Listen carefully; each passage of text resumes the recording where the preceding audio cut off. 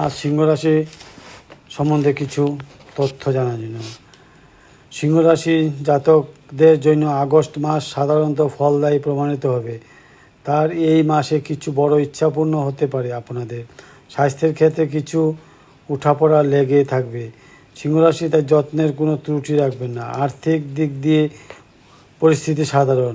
সিংহ রাশি আয়ের চেয়ে ব্যয় বেশি হবে।